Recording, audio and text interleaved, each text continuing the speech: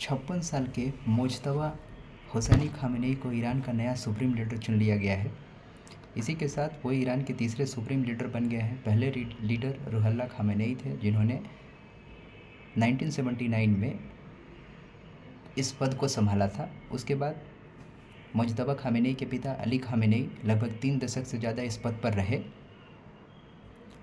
और हाल ही में उनकी हत्या की गई अमेरिकन और इजरायली एयर स्ट्राइक में। और उसके बाद 8 मार्च 2026 को फाइनली ये डिक्लेयर किया गया और उन्होंने पद भी ग्रहण किया 8 मार्च 2026 को ईरान के सुप्रीम लीडर के तौर पर। ईरान में सुप्रीम लीडर एक बहुत महत्वपूर्ण पद होता है। वे सभी आर्थिक, सामाजिक, धार्मिक और राजनीतिक मामलों का प्रमुख होता है। वे सभी मीडिया संस्थान के लोगों को, मिलिट्री कमांडर्स को, जुडिशियल ऑफिशियल्स को अपॉइंट करते हैं। साथ ही साथ देश में जो सभी महत्वपूर्ण पॉलिसी है उनको लागू करने का भी काम करते हैं। ईरान के सुप्रीम लीडर का चयन जो है वो असेंबली ऑफ एक्सपर्ट्स करती है, जो 88 लोगों का एक समूह है। ये सारे के सारे धर्मगुरु होते हैं। इनकी नियुक्ति 8 साल के लिए की जाती है और डायरेक्ट ईरानियन लोग जो हैं वो इनकी नियुक्ति करते हैं डायरेक्ट वोटिंग के थ्रू। हालांकि इस इलेक्शन में कॉन्टेस्ट करने के लिए एक गार्डियन काउंसिल होती है, उसकी अप्रूवल जो है वो ज़रूरी होती है। वो सभी धार्मिक मामलों पर जो है वो सुप्रीम लीडर को सुपरवाइज करते हैं, गाइड करते हैं। हालांकि असेंबली ऑफ एक्सपर्ट के पास ये शक्ति होती है कि वो सुप्रीम लीडर को हटा सके, लेकिन इतिहास में अभी तक ऐसा हुआ नहीं है। कुल 2 ही सुप्रीम लीडर अभी हुए हैं। हाल में तीसरे supreme leader Mojtaba Hosseini Khamenei ने इसका जो है वो पदभार ग्रहण किया है। तो देखना दिलचस्प होगा कि मुज्तबा खामेनेई किस तरीके से अपने देश को लीड करते हैं, खासकर इस मुश्किल दौर में जब ईरान पर लगातार हवाई हमले हो रहे हैं अमेरिका और इजराइल जैसे मजबूत डिफेंस फोर्सेस के साथ। हालांकि ईरान ने भी जवाबी कार्रवाई करी है। कई अमेरिकी बेसेस को नुकसान पहुंचा है, उनके भी कई सैनिक मारे गए हैं। तो ये देखना सच में दिलचस्प हुआ कि किस तरीके से जो है वो ये मिडिल ईस्ट में जो वार चल रहा है वो मुज्तबा खामेनेई के आने से और भड़कता है, या मुज्तबा खामेनेई कुछ ऐसा स्टेप्स लेते हैं जिसकी वजह से जो है वो और कम होता है, एस्केलेशन जो है वो और कम होती है। लेकिन ऐसा माना जाता है, कई एक्सपर्ट्स जो है वो बताते हैं कि मुज्तबा खामेनेई जो है वो अपने पिता की सख्त नीतियों को लागू करेंगे। साथ ही साथ इस्लामिक रिजीम से किसी भी तरह का कोई समझौता नहीं होगा। जो अमेरिका का लक्ष्य है वहाँ रिजीम को जो है वो चेंज कर पाना, मुझे नहीं लगता कि मुज्तबा खामेनेई इस चीज़ को होने देंगे और वहाँ की IRGC जो है वो इस चीज़ को होने देगी।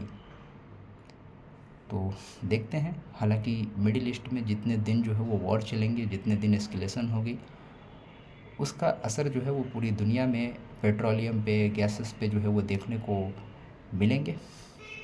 वी होप कि मुज्तबा खामेनेई के आने से ये एस्केलेशन जो है वो और बढ़े ना और कम हो, क्योंकि अल्टीमेटली वॉर में किसी का फ़ायदा नहीं है, नुकसान ही है, जैसा कि हमारे बड़े बड़े दार्शनिकों ने कहा है।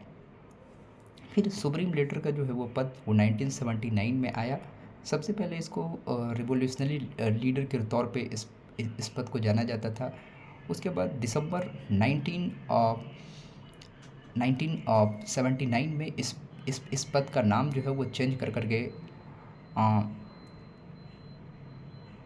सुप्रीम लीडर ऑफ ईरान या supreme authority of the Islamic Republic of Iran जो है वो कर दिया गया। और तब से जो है वो जनरली जो है इसे सुप्रीम लीडर ऑफ ईरान के तौर पे जो है वो जाना जाता है। रूहुल्लाह खामेनेई पहले लीडर थे जिन्होंने इस पदभार को ग्रहण किया। उनका मानना था कि देश जो है वो इस्लामिक गणराज्य बने, ईरान जो है वो इस्लामिक स्टेट बने, जो कि बना भी।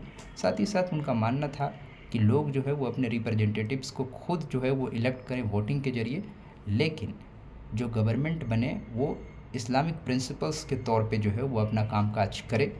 इसीलिए उन्होंने इस पद को ग्रहण किया और इसके लिए एक असेंबली ऑफ एक्सपर्ट्स बनाई जो इस सुप्रीम लीडर का चयन करती है। असेंबली ऑफ एक्सपर्ट्स जो है वो हर 8 साल में एक बार जो है वो चुनती है और ये सुप्रीम लीडर को सुपरवाइज करने का भी काम करती है। असेंबली ऑफ एक्सपर्ट्स के जो है वो सभी लोग जो हैं वो इस्लामिक धर्मगुरु होते हैं, इस्लामिक स्कॉलर होते हैं। तो देखना दिलचस्प होगा कि किस तरह से मुज्तबा खामेनेई अपने देश को लीड करते हैं इस मुश्किल दौर में, जबकि इजराइल के रक्षा मंत्री ने ये ऐलान किया है कि कोई भी सुप्रीम लीडर या ईरान का जो भी नेता होगा उसे मार दिया जाएगा। तो इस धमकी के बीच देख पाते हैं मुज्तबा खामेनेई जो है वो किस तरीके से रिएक्ट करते हैं, किस तरीके से जो है वो रिस्पॉन्ड करते हैं इस चीज़ों को लेकर करके। Thank you so much.